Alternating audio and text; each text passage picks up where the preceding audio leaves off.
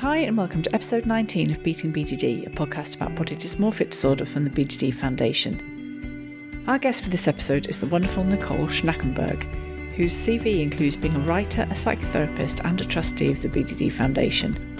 In our chat, Nicole talks about her work and describes her lived experience of BDD and anorexia. Hope you enjoy the interview. Hi Nicole, thank you very much for joining us on Beating BDD. Thank you for having me, Claire. So first I wanted to ask you, you seem to be an incredibly busy person. So you're a psychologist and a psychotherapist, an author and a yoga teacher, and you still find time to be a trustee of the BDD Foundation. What drives you to achieve so much? Thank you, Claire. And I have to say, for each of those aspects you've mentioned, they're all real passions of mine. So it's an absolute delight, I suppose, to be involved in things that I feel so very passionate about, and the BDD Foundation is absolutely up there as one of them. And I think I'm driven partially by my own lived experiences, which I imagine we might come to as part of our chat together this afternoon. A desire to connect with people, a desire to share experiences and support one another, and also a real interest in how different approaches and paradigms and pieces of neuroscience and yoga and Eastern philosophy and how we can bring lots of things together to perhaps see things in a different way, but also to consider what might be supportive. I think there's a lot of opportunity and possibility out there to take the best of what we've learned from all these different disciplines and draw them together, which is why I keep going off and doing different trainings, I think. So I think, well, I wonder what music therapy has to tell us. I wonder what art therapy has to tell us. I wonder what the practice of yoga has to tell us about moving beyond experiences like body dysmorphic disorder.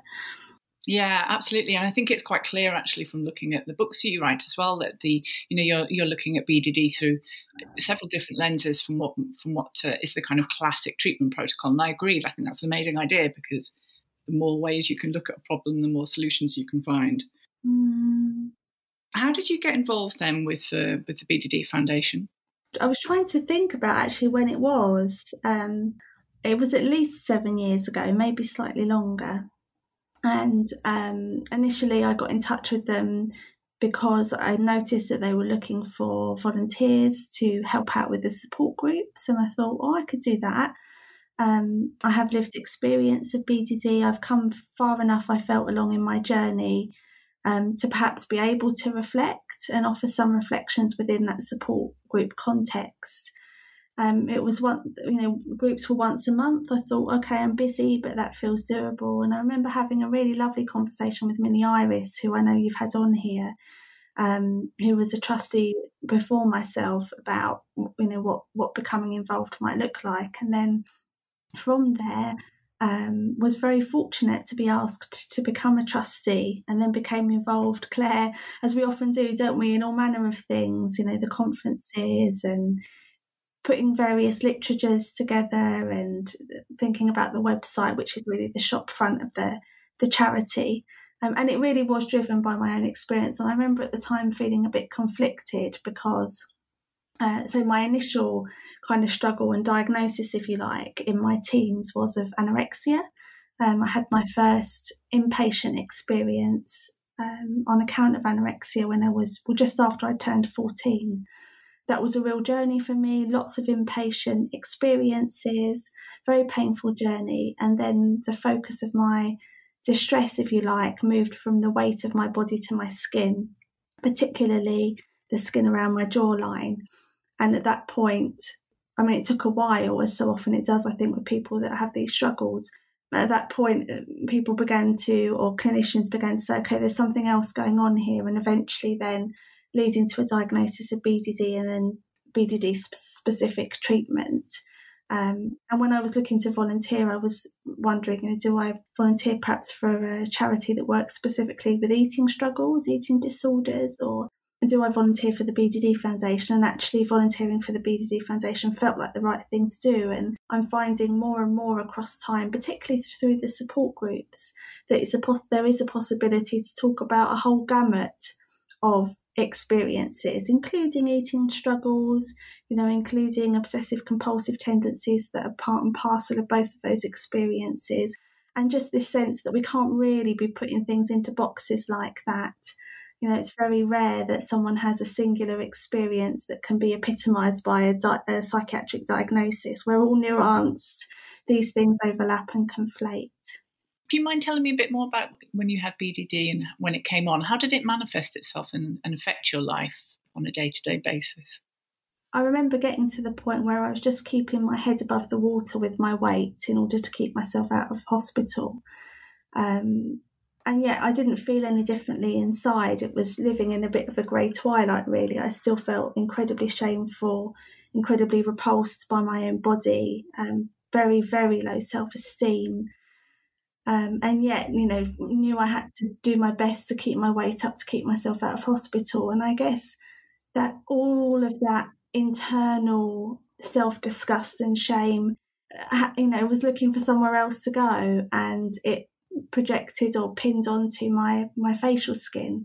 So, you know, as I began to move through adolescence and into my early 20s, I got a little bit of acne, which I'd never experienced before, and it was just a little bit on the right side of my jaw. And when I look back at pictures now, I'm really quite shocked at how upset I was by it, because it really doesn't look to be so much now. But at the time, it was one step too much. I thought, gosh, I'm just about managing to operate in the world despite how disgusting I feel. And now I have these blemishes on my face. And I became intensely obsessed, Claire, with these blemishes. So constantly touching them, constantly checking in the mirror, using a lot of makeup foundation in an attempt to cover them up, which made them sore, picking at them, seeking out dermatology and all sorts of kind of alternative treatments that I thought might clear up my skin. Again, a focus on my diet, because I thought, gosh, maybe it's something I'm eating or drinking that's causing these blemishes. So becoming again very obsessed about the sorts of foods that I was eating, and found myself toppling again down quite a dark tunnel, I suppose, and finding it very difficult and sort of oscillating between spending a long time in the mirror picking at my skin and examining it at close proximity, and then covering mirrors up and just being completely unable to go anywhere near a mirror, because I knew if I caught sight of myself, I'd be there for hours and it would be very detrimental. How did that impact on the rest of your life then, in terms of your social life and your ability to sort of be with your friends, and how did that change? I think I sort of compartmentalised to a certain degree, so I managed to continue to work, although it did eventually impact on work in terms of having some time off. But it was just about what I could manage. And then I remember I would come home, I'd close all the curtains. If the door knocked, I wouldn't answer it because I'd be afraid for someone to see me. And then, you know, only shopping when I knew that the supermarket would be really empty. So I'd wait till midnight, for example, so when it was dark, so I could go out only in the dark, again, not to be seen, and then hopefully not to see many people in the supermarket. Began to kind of organise my whole life really around not being seen, and then saying no to all the social engagements I would have previously enjoyed. And that kind of added to the shame and guilt, because I felt I was letting friends down, I was making excuses. And that took me again back to that dark place where I'd been avoiding social situations in case food was involved. So I felt like I'd kind of just got back to spending a bit of time with my friends and building those social relationships. And here I was saying no, no, no again. And then finding, as is completely understandable, that eventually people stop asking. So that sense of isolation then increasing. Yeah, that does sound painful. It also sounds almost like I'm getting an image in my mind of a sort of seesaw. So you've got the eating disorder on one side and the BDD on the other, and it's like if one tips up, the other one goes down. Was that the case, or did you feel that both of these issues were with you concurrently? I like that image of a seesaw, and I guess it was probably a bit of both and, Claire, if I'm honest. At times they were definitely running parallel, and one would certainly feed into the other in terms of, for example, restricting my diet in order to clear my skin rather than in order to reduce my weight as it had previously been. But then on the other side, the seesaw being the shift of focus and attention. So the shift of attention being from the overall weight of the body and the overall shape of the body to now being quite a small area of the body, you know, that area of skin along the right side of my jawline. Yeah, but definitely each one influencing the other. And I do wish actually that I'd been asked more curious, open questions, because I'd had a lot of treatment and a lot of support in various forms, inpatient, outpatient, family therapy, art therapy for the diagnosis of anorexia. And even during that time, that the focus of attention would move. So whilst there was a worry about the overall weight, it would move from the legs to the arms to the stomach and so on. And yet there wasn't really a dialogue about what particular areas of the body I was focused on. And the skin was always there in the background, I guess. I was always checking if there were blemishes or rashes, or I'd always notice if something popped up on the skin. But I guess it wasn't until that a little bit of acne came that it really captured that aspect of shame in myself, and was a conduit really for some of the emotional experiences I was having. How did you then go about getting diagnosed officially with BDD and being treated for that specifically? Was there a clear point at which that you went down that road and, someone identified that's what was happening with you?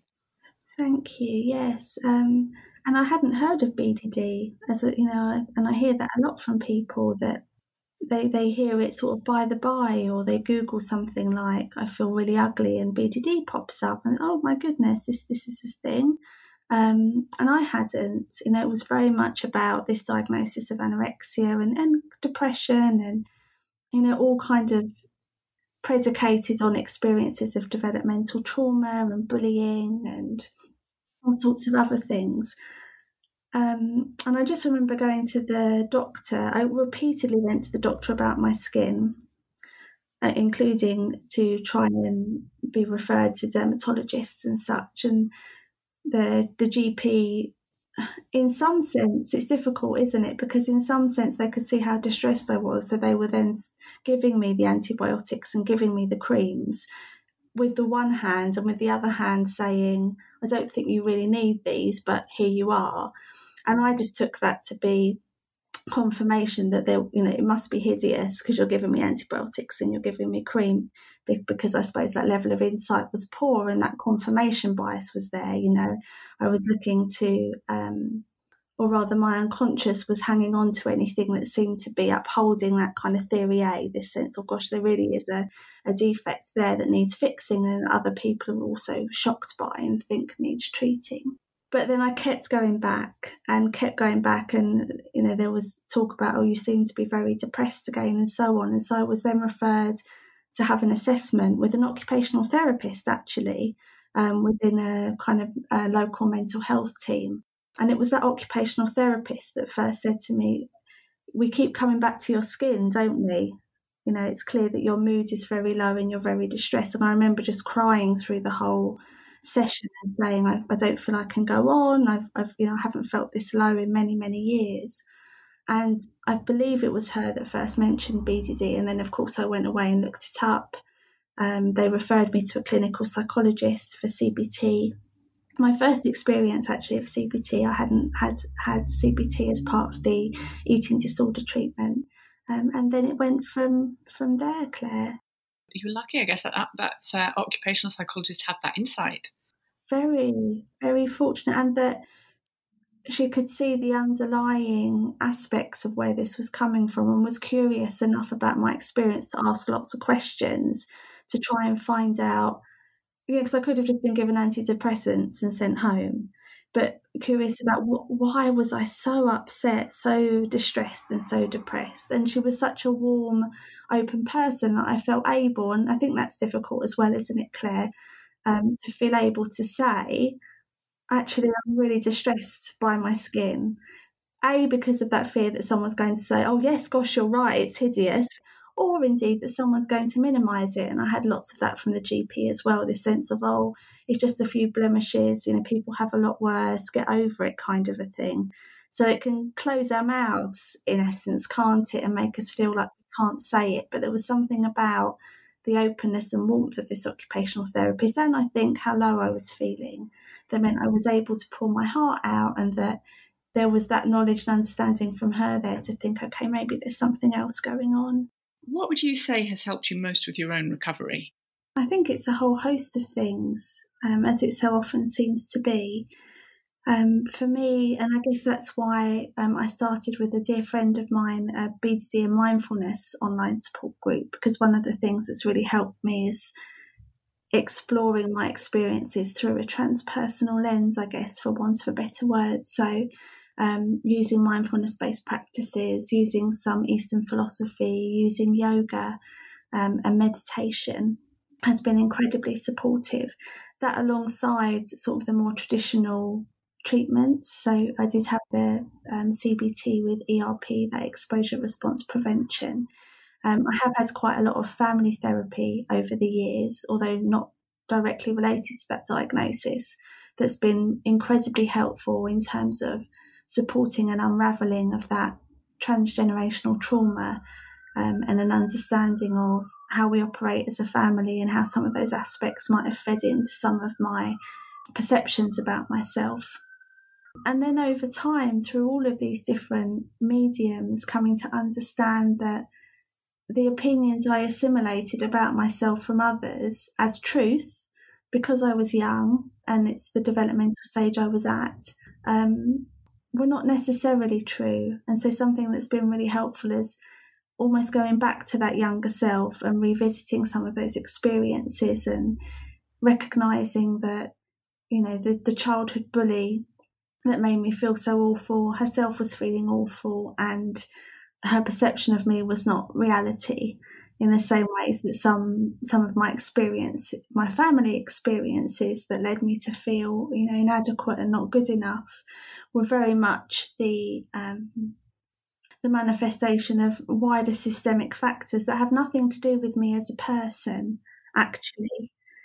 So coming to greater understanding of the wider factors, some really pragmatic stuff, you know, the things that we often read about when we read about traditional treatment for BDD. So, you know, retraining my use of the mirror, reducing some of those safety behaviours, finding ways to soothe my nervous system and my sensory system so that I didn't feel compelled to pick up my skin in order to soothe and alleviate my anxieties.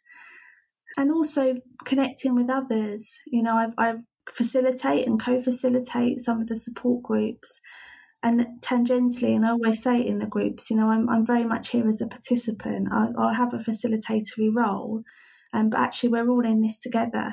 And I get a tremendous amount from being in the groups and sharing experiences. And I think we find ourselves, don't we? We're all mirrors to each other, and we find ourselves also in the experiences of others.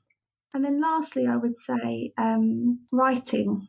That's been huge for me. So I always wrote poetry as a child, and it was my way of expressing some deeper aspects of how I was feeling, and returning to that really, and using poetry in quite a significant way to make sense of my experiences alongside other pursuits like writing journals, and then writing about my own journey as well, has been incredibly supportive, Claire. Wow, that sounds amazing. You've really tackled it from every possible angle. That's great. I like particularly what you're saying about going back and talking to your, almost like helping your child, or understanding at least, having some compassion for your childhood self. I think it's very important not to try and remove the blame, isn't it? That's it. And I think it's really appreciating that the way our self-concept is built up does happen through the relationships we have, particularly when we're very young. And because we are so young, and there's that power differential with adults, and also because we're forming our identity, that we can very easily take on things that have nothing to do with us, or develop a self-concept that can feel very negative and damaging. And actually, then as we come into adulthood, there can be that invitation to re-explore that self-concept and to really dive into, well, who am I actually? And that's, I guess, where the Eastern philosophy bit for me came in, through the practice of self-inquiry. So this practice of sitting with oneself and really being curious about, who am I at the deepest part of myself? Am I, you know, the appearance, the skin, the flesh on my bones, what other people say about me?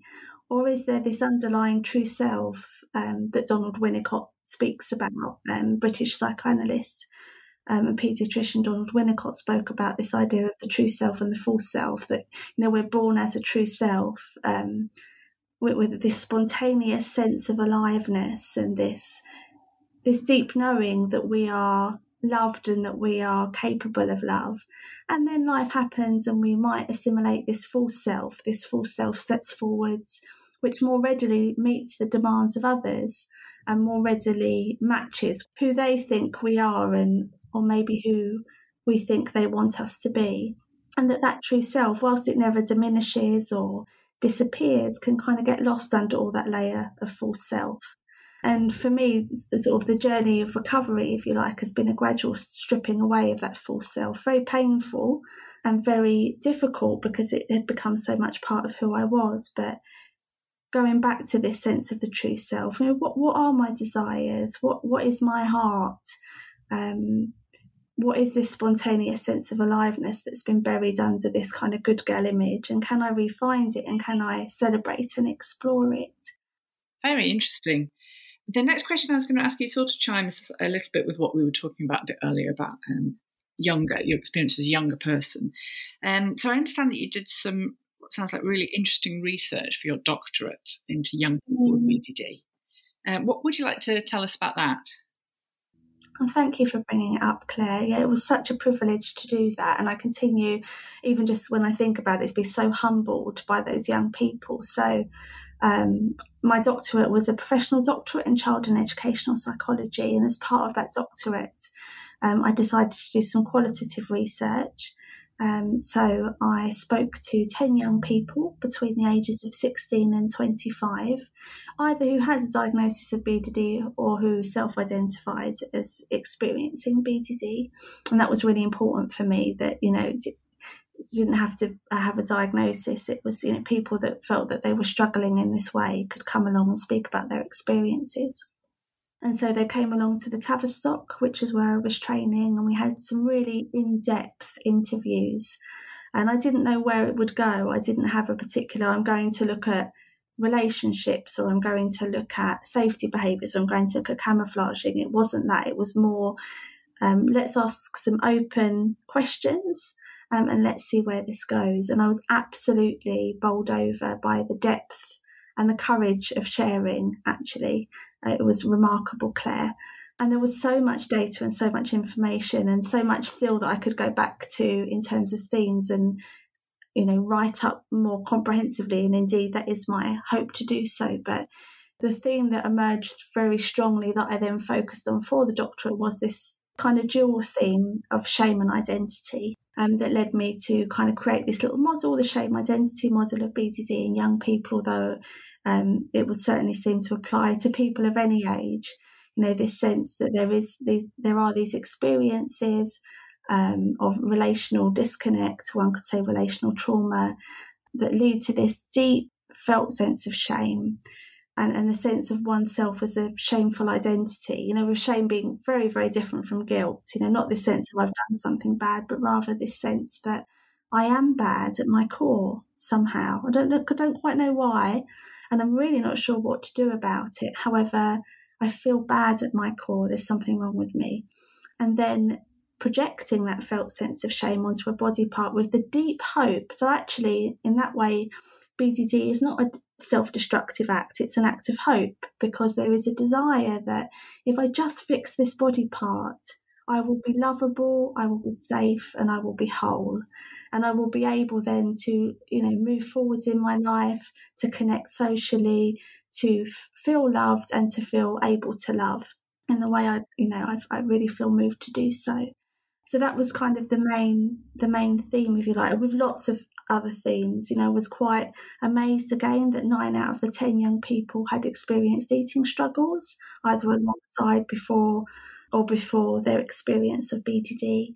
Lots of talk about relationships as well, as we spoke about at the beginning there, the impact on friendships and romantic relationships. And then a huge theme around education.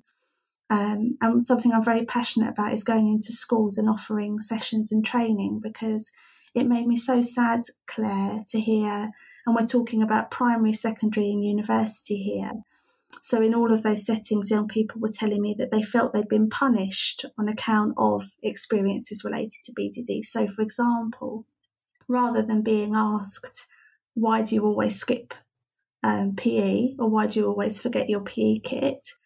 And then having that opportunity to say, well, actually, I'm terrified to put the shorts on because I'm, struggling with the appearance of my legs, and I'm struggling with this thing called BDD. And 9 of the 10 young people I spoke to did have a diagnosis, and one self-identified.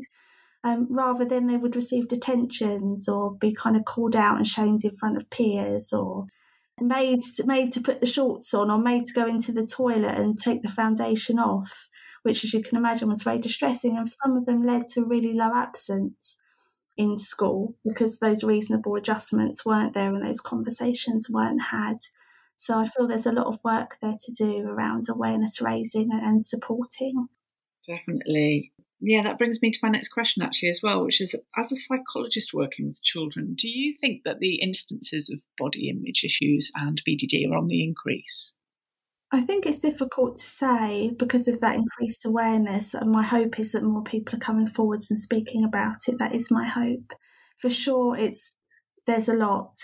Only just before we were speaking, Claire, I was responding to an email from a school counsellor saying, in Kent, would I come along and give a talk to their school because they were experiencing such a rise in young people struggling in this way.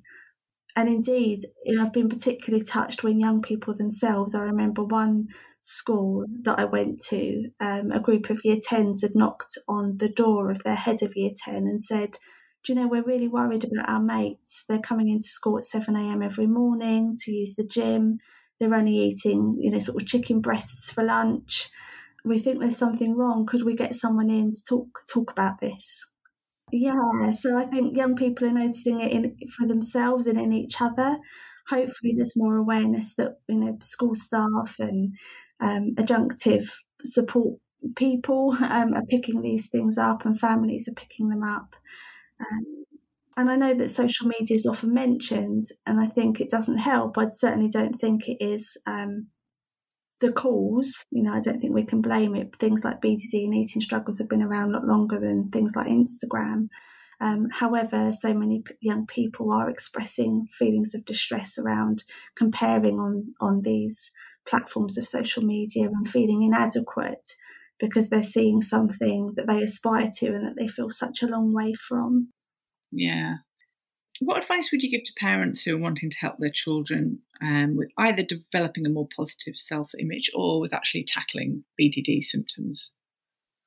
Thank you. I think, my heart goes out to parents, and I think of my own parents during my own struggle and how absolutely distressing it was for them to see me in that level of distress and the impact that it had on the whole family, actually, also on my siblings. And I'm very keen always not to forget the siblings, because I think the siblings need support as well.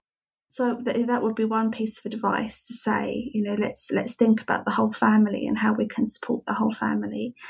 I think the way that we talk about our own bodies is really important. And, it's of course not intentional, I'm sure, in the majority of cases. But, if we ourselves are maybe constantly on a diet, or we kind of consume a lot of media and magazines and such around the perfect body, in inverted commas, or even, we're standing in front of the mirror and lamenting our lumps and our bumps.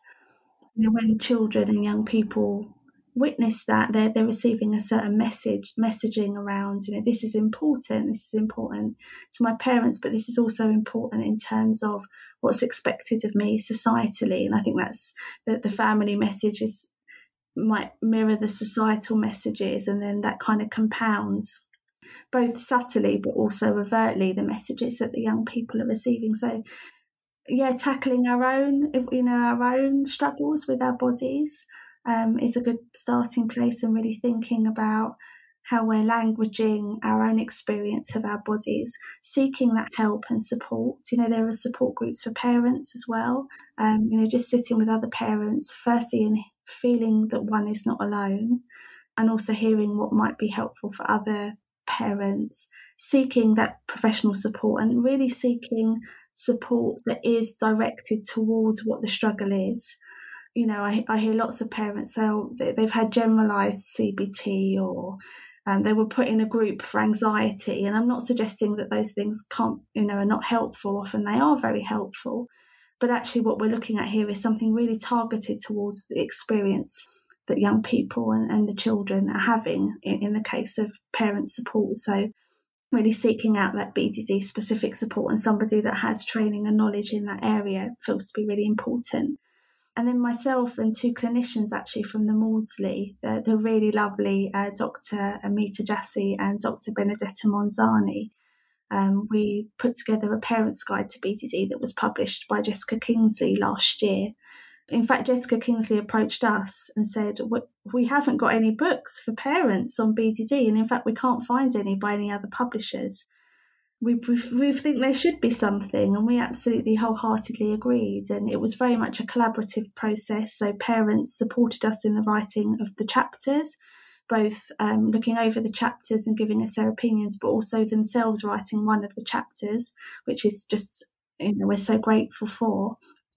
So that might be helpful to dip into as well. And the Maudsley, so the Michael Rutter Centre at the Maudsley is, a specialist service for OCD, BDD and related struggles that young people can access via referral through the CCG and the GP.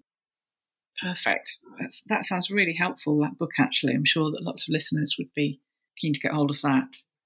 You mentioned support groups earlier. Have you been able to carry on with those? Because we're now on the 3rd coronavirus lockdown in the UK.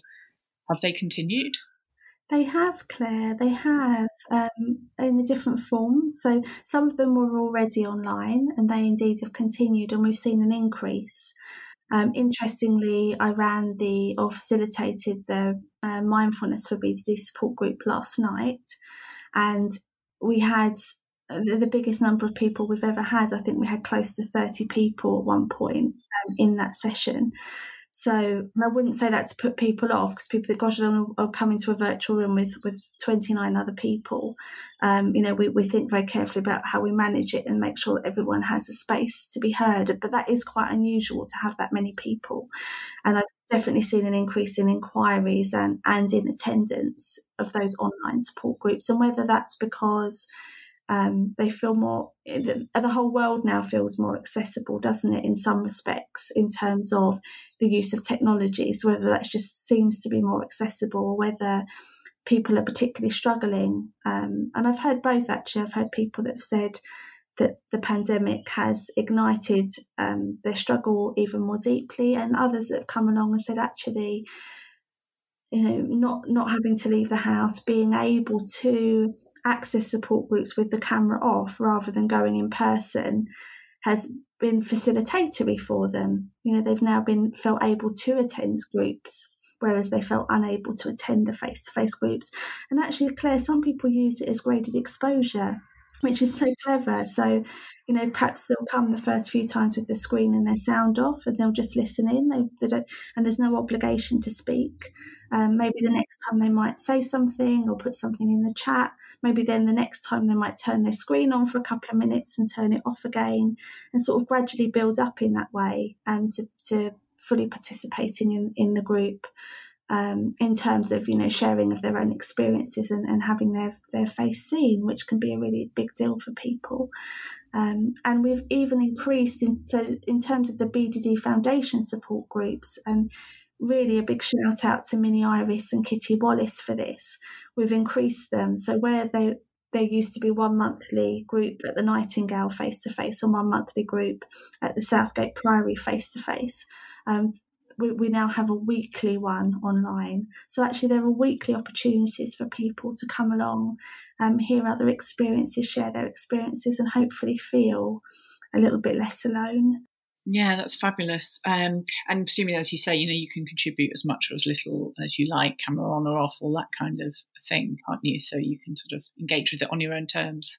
Absolutely. And some people want to come and they want to, listen, and then they might email me later and say, I didn't say anything, but actually I took quite a lot from that group yesterday. Or they might pop something in the chat to sort of encourage other people that are sharing. I think it's really important that people feel empowered to take it at their own pace, and actually an online platform makes that slightly easier than a face-to-face platform. What kind of feedback do you get from people about how it's helped them, and how has it helped you as well? The feedback is phenomenal. One of the biggest things is this sense of a support and an increase in insight. So very often people might come initially and they might feel very trepidatious, if that's a word, about coming. They're not quite sure if they're in the right place, and they'll often even say, I feel like I don't have BDD, I'm just ugly, or I'm just repulsive, or I'm not quite sure if I belong here, I'm sorry if I shouldn't be here. And then you can see the recognition in other people's faces, because so many people feel like that. And the other thing that people often say is that they feel like they're the monster in a room full of princes and princesses. They're looking around and they're seeing that other people appear to look, in inverted commas, normal, for want of a better word, and they're sitting there feeling hideous. But actually then they begin to hear that reflected in what other people say. And then there's this, you can almost see this gradual penny drop in, hey, these thoughts I'm having aren't just unique to myself. I can hear my own thoughts being reflected in other people's thoughts. And actually, perhaps if there are others sitting here wondering if they should be here, or wondering if they should be going to example for changing faces. And we hear that a lot, actually, that people initially go to Changing Faces. So that's the charity for people that have, might have experienced burns or have, facial differences, for example. Or should they be coming to the BDD Foundation? And then you gradually see this penny drop and this understanding of, actually, I'm in the right place. Perhaps I am struggling with something here that's emotional in nature rather than physical in nature. And rather than staying the 10 minutes that I planned to and never coming back again, maybe I'll stay the full hour and a half or 2 hours, and maybe I'll come back. And that's just such a wonderful thing to be witness to and a supporter in that process. And people are so supportive to each other.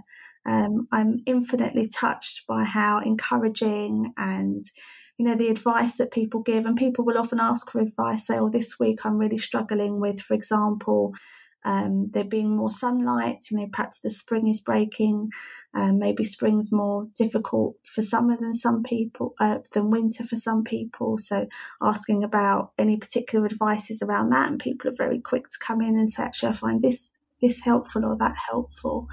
That they're very, very supportive places. How do you think the experiences that you've had have shaped the person that you are today? I think they've shaped it massively. I think it's that journey that I was speaking about earlier. So, and I guess the journey back makes it consciously known. So I guess if there is a sense of, in my kind of true self state, in infancy, before I took on all of these ideas about myself as this somehow defective, not good enough, awful person, not even person, but monster at times. Before all of that, there was a felt sense of joy and excitement in life, and a sense of liking who I was. And then making that journey consciously back to that, and actually finding, I would say now, Claire, a huge amount of peace with who I am, respect for who I am, love for who I am, the capacity and ability to see my qualities and the things that I have got to offer the world, and appreciation of my nuances. I'm so aware of those because I've almost had to battle so hard in a way to re-find them. And that's hugely informed the kinds of work that I've chosen to do, the passion with which I do that work, the enjoyment I derive from life. Yeah, I wonder how it might have been, or how my life might have unfolded if I hadn't struggled in this way. And I do wonder sometimes if I would have remained in that kind of grey twilight that I spoke about before, where I was kind of surviving, definitely not liking myself, but just keeping my head above water. I think I could have lived my whole life like that, really, and being very shy and quiet, not going for anything, taking on really menial things because I didn't feel I had the ability to do any more than that, not pushing myself to go out and try the things that I really would love to try. that could have been my life, and actually now I feel I live a life that's so enriching, and to which, or in which, there feels an infinite amount of possibilities and quite a lot of excitement to try out and explore those possibilities. Absolutely. I mean, when you're describing, imagining what you might have been, how you might have been, I was just thinking it's just the absolute polar opposite of what you have become. So it's really interesting to see that. Looking back then on your worst years or the worst times you had with BDD, what do you wish you'd known then that you know now? That's such a good question. I wish I'd known that it wasn't forever. I definitely could not see that at the time. And I think in moments of intense distress and physical and or emotional pain, it's almost impossible to hold in mind that one won't always feel this way. I had no sense that there was anything but darkness at a certain point, and that it was ever possible to feel any differently. And I wish I'd have known, you feel like this now, but you won't always feel this way, or that there is always hope to move beyond this. So that sense of holding on to hope. I wish I'd have known that my beliefs about myself were not necessarily truth, that they were formed through my family, through society, through wider systemic narratives. I wish I'd known how to stand up for myself, that I didn't have to take it, that I could have walked away, that I could have said no. I really didn't know that. When I look back sometimes I think, oh, why didn't I just say no? Or why didn't I just walk away? But it didn't even come into my consciousness that that was a possibility. And I wish I'd have known, in essence, that I was lovable. I think if I could have known that I was lovable, I would have felt able to move through the experiences I was having. I think it was that feeling of a felt sense of unlovability that led to me feeling suicidal and feeling as though, what was the purpose in my life and the purpose in being here if there was nothing to love inside of me? And I think it's worth all of us holding on to that we're all lovable, and we all have so much within us that can make such a contribution to the world in whichever way, and that doesn't have to look in a particular way either. We all have something very unique and beautiful to bring. So true, so true. What would you say finally to listeners who are really struggling with BDD? I would say this isn't who you are. I feel like BDD can almost swallow up your identity, and it feels like that is who you are. You are the skin, you are the ears, you are this felt sense of shame, but it isn't who you are, and that it doesn't last forever. There are ways through it and beyond it.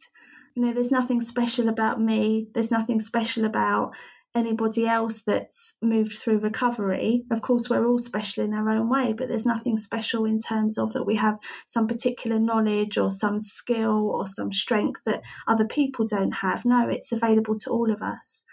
So holding on to that hope, really, that there's always, even in the very, very darkest of moments, there's always hope of a way through. Wonderful. Thank you so much, Nicole. You've been so honest and articulate in describing the experiences you've had and how you've moved through them. I think it's been really very interesting and quite inspiring as well. So thank you so much. Thank you ever so much, Claire, for asking such provocative and interesting questions, and for listening with such compassion to my answers. It's really helped me to share. Thank you.